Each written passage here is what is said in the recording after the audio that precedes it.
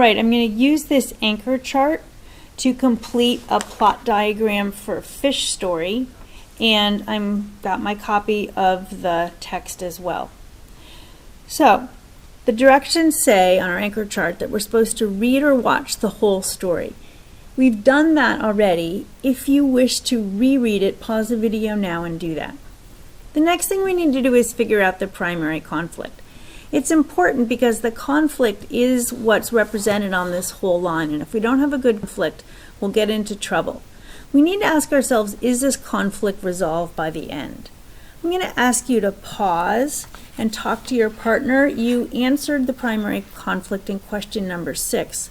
What did you think it was? Try and reach some kind of agreement, and then resume the video. Okay, the conflict that I am going to use is the internal conflict. And I'm going to put that up here in the star box. And what I'm going to say is that Ernie is struggling to overcome the expectation that he's a loser. He wants to prove he's responsible. That's his problem in this. He wants to be responsible. So I'm going to go to my story, and I'm going to try and figure out what all these different parts are. And after that, I'm going to summarize them on this document. I'm going to go and I'm going to color code my document as I go. So I'm going to look at step number 3, and it says, what's the story's background and when does the actual conflict in this story begin? Let's color code the exposition and inciting action. Okay, usually the exposition is the first thing. And in Fish Story, we learn right away that Ernie's dad thinks he's a big screw-up and that his history of jobs shows that he hasn't done any of them well. So all of this is background. It happened before the story began. It's the exposition and introduces us to Ernie and his problems. All right, then he was really surprised when the Bensons asked me to look after their house. That's what kicks off the events in this story and starts the problem that's going to be dealt with here. So this is the inciting action, and I'm going to, usually it's a very specific moment, and I'm going to actually highlight the language that's the inciting action, whereas I just kind of ran a marker along the side for the inciting action. All right, we know that after the inciting action, most of the story is the rising action. It's the conflict in the story developing. And it sure does that. She gives him instructions and he says, yeah, I think I can do that.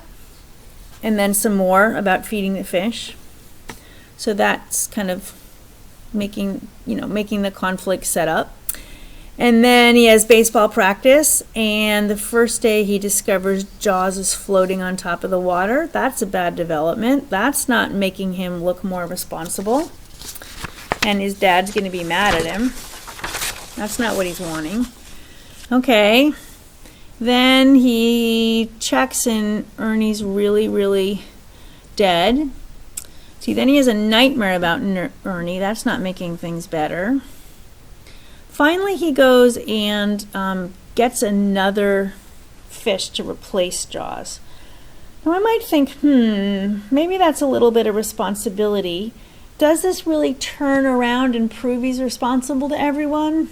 No, not yet, because down here, the fish is looking at him, and Ernie knows he did wrong, and he's still feeling bad about this. So that's still the rising action. Then the Bensons get home. Well, that's going to make things more tense. It's really kind of getting to this point of maximum tension, but nothing's turning around the story yet just because they're arriving home. Then it says, Ernie, Mrs. Benson is here, caught. I trudged down the stairs to face the music. I think this is where things really kind of start around. He's going to accept responsibility. When it says he's going to face the music, that means he's going to take whatever comes, and he knows he's probably caught. And then things start to unfold.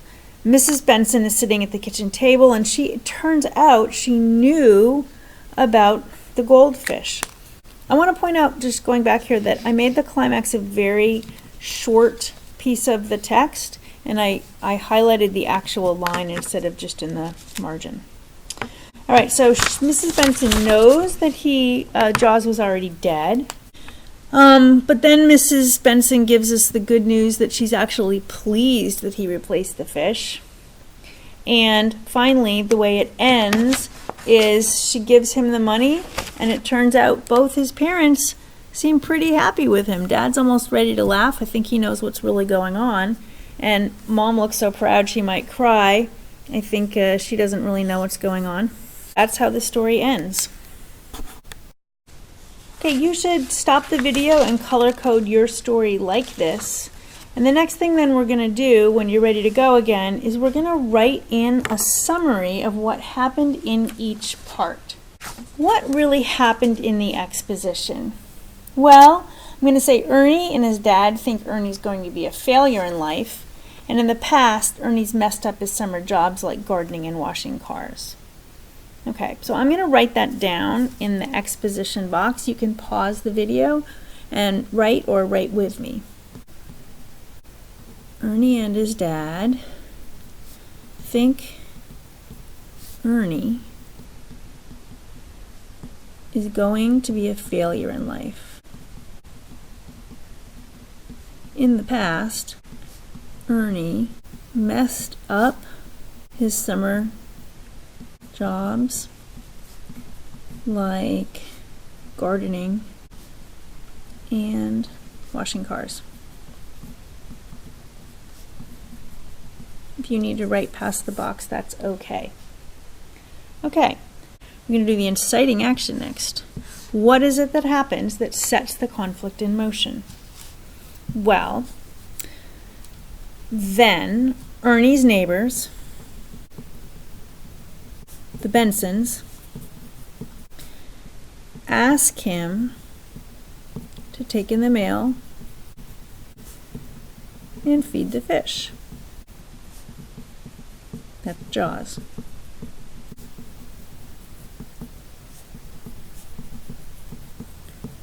And I could add, if I wanted to, I could add Ernie thinks he can handle that. Until he hears about the fish. Okay.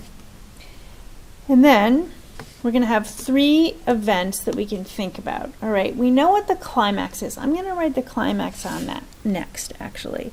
I'm going to say the climax is when Mrs. Benson comes over and Ernie feels caught. I'm going to say caught because in quotes, because that was the exact word that they said in the text, right? It says, caught, I trudged down the stairs to face the music. So I'm going to say, he trudged down the stairs to, and I'm going to also put face the music in quotes because it's exact words from the text. Usually I'm trying to just paraphrase or summarize the text, but when I use the exact words, or if there are key phrases that you want to use, then you would put them in quotation marks. Okay, so I need to think, what are the big items? Because the rising action is quite long, right? It's the largest part of the story. And I need to think, what are 3 kind of big things that happened? Well, first of all, right away, he found Jaws dead. So Ernie finds Jaws dead on the first day. And he also worried what his dad will say.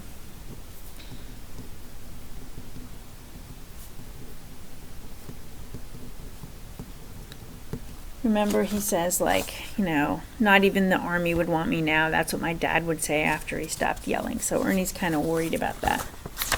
Okay. The next thing is,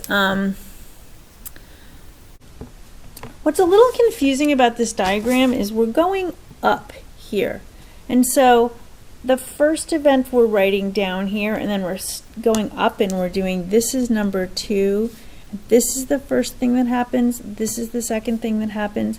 This is the third thing that happens, because really we're going like the first thing happened, 2, 3. So we're writing them up 1, 2, 3. All right, so the first one, he finds Jaws dead. The second thing is he keeps going over there. He keeps going to the Bensons. And he doesn't tell his dad, or doesn't tell his parents. I'm going to say he doesn't tell his parents Jaws died. Then the last thing that he does is he buys a new fish. Ernie buys a new Jaws. Buys a new fish. Jaws 2. But he feels guilty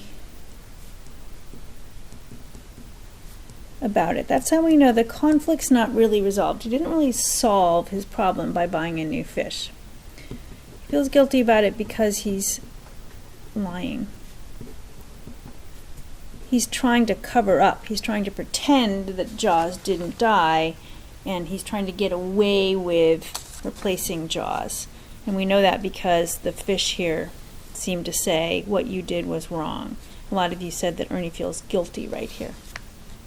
Okay, then Mrs. Benson comes over and he feels caught, but he trudges down to face the music. That's the first sign that maybe his conflict is gonna resolve. And it turns out that Mrs. Benson knew that the fish was dead all along. Mrs. Benson is grateful that Ernie bought a new fish. Remember, she was dreading having to tell the twins that he died. And then she gives Ernie money.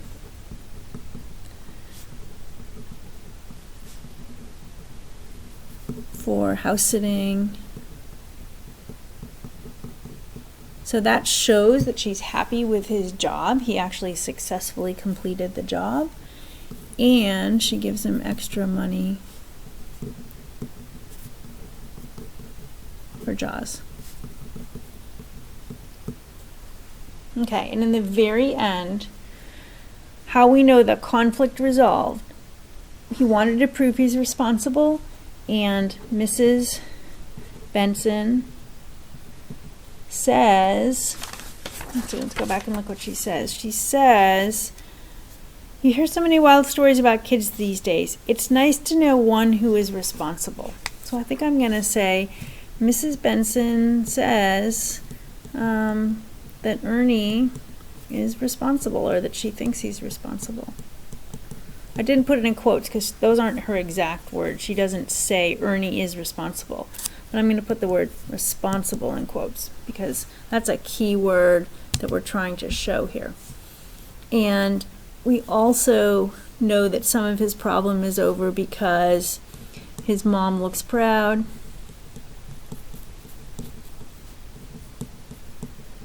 And his dad was trying not to laugh.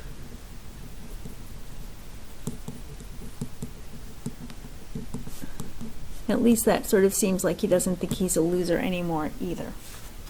Okay, that's how your story map should look. And the idea is if you started here and you read from the exposition to the inciting action and up through the rising action and through the climax and down the other side, you would have a nice summary of all the key events in the story, including the turning points, and you would understand how the conflict came about and resolved.